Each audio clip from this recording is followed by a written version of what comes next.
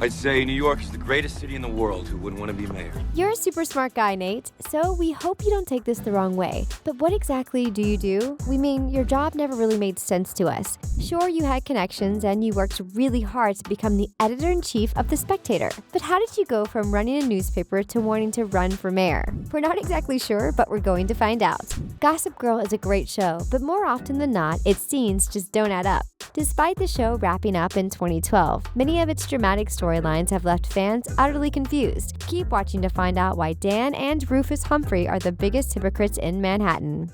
Angry. Change. Trust. Girl. Will the real Gossip Girl please stand up?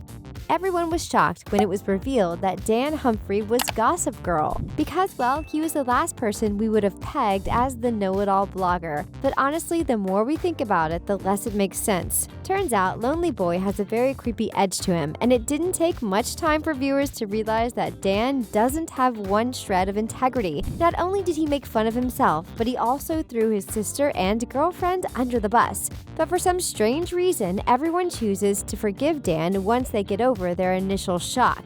What's worse is that Serena goes on to marry the person who turned her life into a waking nightmare. Dan pretended to be someone who could be trusted, only to use his position in the most rotten way possible. If this scenario has happened in real life, Dan would finally know what being a lonely boy was all about. Chuck's second first time. Alright, enough about Dan for now. Instead, let's focus on one of the most puzzling characters the Gossip Girl franchise has to offer, the conflicted rich boy, Chuck Bass. Dude, I'm Chuck Bass. Even Europeans must know what that means. As many of you know, Chuck is only interested in three things: money, women, and Blair. Throughout the series, Chuck meets a lot of different women and boasts about as many encounters. And while there's nothing wrong with the way Chuck chooses to live his life, viewers caught him talking about his first time on 2 separate occasions. And what Chuck confessed just didn't add up. At first, Chuck revealed that his first ever partner was Georgina Sparks. But shortly after, Chuck said that his first time was spent with an Italian woman. So which one is it, Chuck? We wouldn't put it past you to lie, but what's the point of lying about your first time? This seems more like a continuity error than anything else.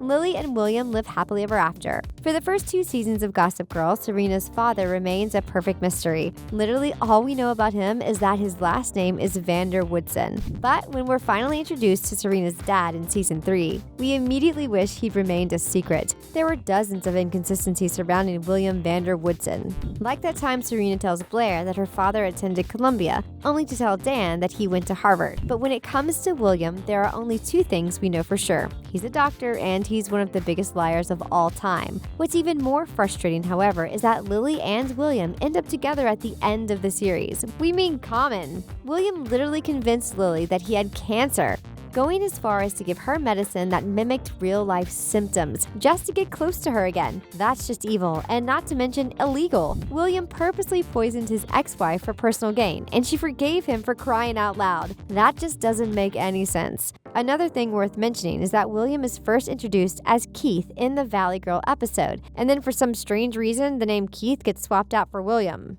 Chuck's mom and dad. Now let's backtrack to Chuck, who is once again caught in the middle of a very peculiar sentence. Chuck Bass is an only child, and for most of his life, he thought his mother had passed away giving birth to him. Chuck desperately tried to uncover the truth about his mom, but the search was far too messy. Unfortunately, he never did find out the truth about his long-lost mother. But wait, something just doesn't add up. Remember in the pilot episode when Chuck was chatting with Nate? Well, then maybe I should swipe some of my dad's Viagra. Or my mom's Paxil? Well, he said something about stealing medication from his mother, but how is that possible if Chuck never had a mom in the first place? And why would he lie to his longtime best friend Nate for no particular reason? This has got to be a continuity error. But while we're on the subject of Chuck's parents, we might as well discuss his father, Bart, and how he unrealistically faked his own demise. We get it, Bart, you're rich and powerful, but if you're going to fake your own demise, don't come back to Manhattan. Live out the rest of your days in the Bahamas. It just doesn't make any sense that Chuck's dad made a comeback, especially since there was a body in his coffin. Valley Girls. This one may not be that big of a deal, but it's a continuity error nonetheless. Now, we all know that eye colors don't really change with age, and it's quite obvious that Lily Vander Woodson has hazel eyes. But in the flashback episode titled Valley Girls, the younger version of Lily, played by Brittany Snow, obviously has bright blue eyes. It's not a big deal, but producers could have given Brittany some hazel eye contacts to make her look the part. But that's not the only inconsistency from the Valley Girls episode. Eagle-eyed fans also pointed out that the younger version of Lily is showcased driving a car, but it's later revealed that Lily was born in 1969, and since the flashback episode took place in 1983, that would make Lily 14 years old at the time, which is way too young to be driving. Lily could have been joyriding, but that's rather unlikely.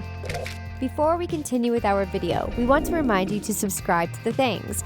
If you love watching videos about your favorite TV shows and movies, hit that big red subscribe button and let the good times roll. We post tons of content about throwback shows like Gossip Girl, so click that bell to be the first to find out when we upload something new. If you're watching on your phone or tablet, go into your YouTube settings and switch on notifications. Now let's get back to the last 5 Gossip Girl plot holes. Nate's job. We spoke about Nate Archibald's job title earlier on, but we're still having some trouble processing the facts. Hear us out.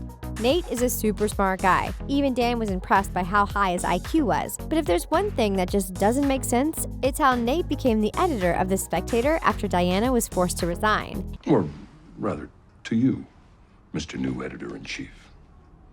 It was later revealed that Nate only got a job at The Spectator because his grandfather, William Vanderbilt, was an investor for the paper. So if Nate becomes a writer for the paper because of his connections, why would he become the editor-in-chief? Connections are great and all, but how did Nate know how to do the job without having any prior experience? But what was even more concerning was how Nate revealed that he would be running for mayor of New York during the series finale. How did Nate go from running a newspaper to wanting to run an entire district? It just doesn't add up.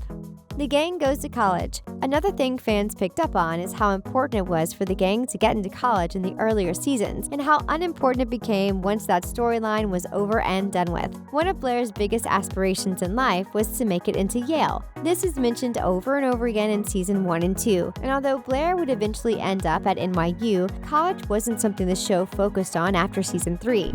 As the series goes on, the main cast is hardly ever showcased at school. It's almost as if Blair, Dan, Serena, and the rest of the crew have all dropped out of college to pursue full-time jobs. We don't see them in class or hear them talk about class. While this isn't exactly a plot hole, it's a little strange that something that was so important in the first few seasons was virtually non-existent by the end of the series.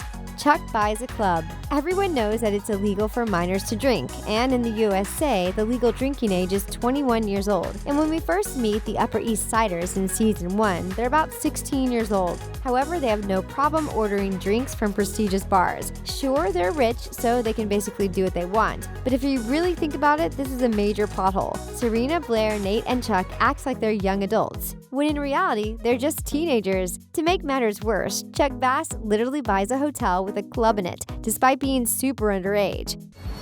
Why settle for some club in a hotel when you can just buy the hotel? These Upper East Siders must have the best fake IDs in the world. What happened to Scott?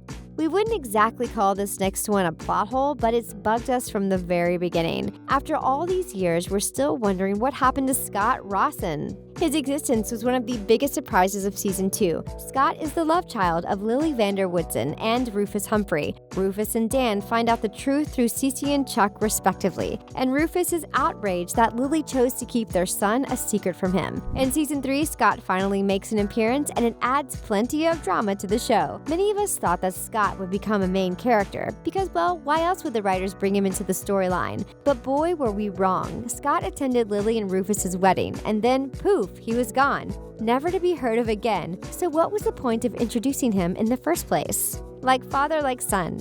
Rufus and Dan Humphrey pride themselves on being nice guys, but there's nothing nice about them. In fact, we'd go as far as to call them the biggest hypocrites in Manhattan. At least people like Chuck don't pretend to be something they're not. But now that we know who Gossip Girl is, we can finally look at Dan with a fresh pair of eyes. It's hard to believe that Dan used to give Serena advice on how to become a better person when he was the one who was using the Upper East Siders' secrets to get ahead in life. And Rufus is no better. On multiple occasions, Rufus judged judged other parents for not putting their children first, only to take off with his band, leaving his 2 teenagers to fend for themselves. And let's not forget that time Rufus moved in with Lily, choosing to let Dan and Jenny live on their own. Now that isn't something a responsible parent would do. And that's a wrap on the top 10 plot holes in Gossip Girl that still need to be explained. Who is your favorite character from the show? Which couple did you ship the most? Sound off in the comments. Thanks for watching. Don't forget to give this video a big thumbs up. We'll see you next time.